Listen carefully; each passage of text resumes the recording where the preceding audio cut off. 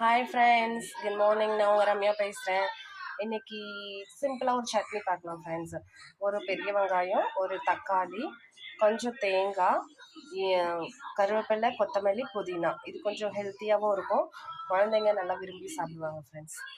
அடுப்பில் கொஞ்சம் வானல் வச்சு அதில் கொஞ்சம் எண்ணெய் ஊற்றி ஒரு காஞ்ச மிளகா, ஒரே ஒரு பச்சை மிளகா, பெரிய வெங்காயத்தை போட்டுருங்க.